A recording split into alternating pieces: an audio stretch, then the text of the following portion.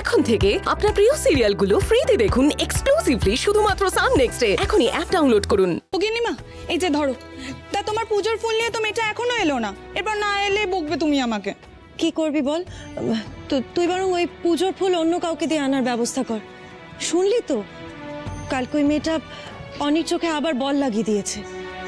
এরপর কি এ বাড়িতে ঢোকার সাহস ওর হবে? কি রে দেবী, এই কটা ফুল তুলে দিয়ে হাঁপিয়ে গেলি? হ্যাঁ, আজ প্রধান মশাইয়ের বাড়িতে অনেক বড় উৎসব, নিশ্চয়ই অনেক ফুল লাগবে। যা যা যা, তাড়াতাড়ি যা।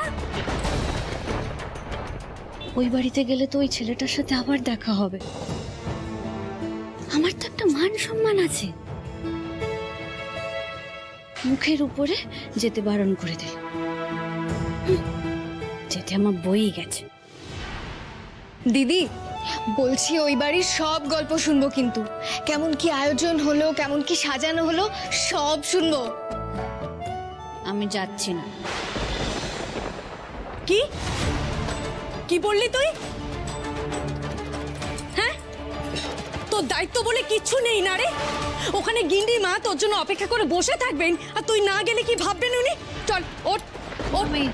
মানে আমি বলছিলাম কি না, মানে আমি কিচ্ছু শুনবো না, তুই উঠবি ব্যাস। ওঠ ওঠ মামা, যা তুই। কথা না, কি হচ্ছে এটা কি?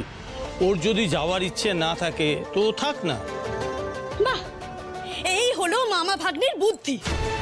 আরে বাবা, দেবী ওই বাড়িতে না গেলে তোমার মনিবের বাড়িতে দেওয়া কথার খেলাপ হয়ে যাবে না?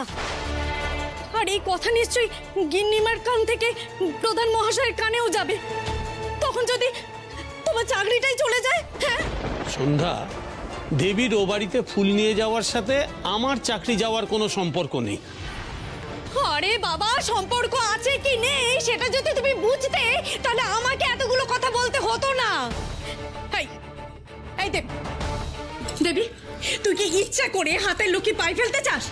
কত বড় বাড়িতে একটা কাজের সুযোগ পেয়েছিস, তোর খামখেয়ালির জন্য তোর মামার চাকরিতে কোনো রকম কোনো অসুবিধা হোক, আমি কিন্তু এটা মেনে নেব না। তুই যদি নিজে না যাস, আমি তোর ঘাড় ধরে তোকে এই বাড়িতে রেখে আসবো, দেখে নিস। আচ্ছা ঠিক আছে, শোন না দিদি, একটা কথা ছিল তোর সাথে।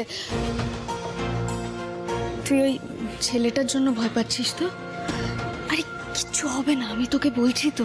দেখবি গিন্নিমাই ওই ছেলেটার হাত থেকে না তোকে আড়াল করে রাখবে। তুই যা।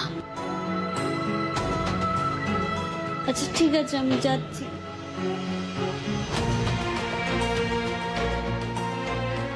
দেখো, আজকে কলকাতা যেতে হবে, পারবে তো নিয়ে যেতে? হ্যাঁ পারবো, কিন্তু আপনি তো জানেন গাড়ি নিয়ে যখন ফিরবো তখন ফাঁকা গাড়ি নিয়ে ফিরতে হবে, তাই টাকাটা কিন্তু বেশি লাগবে।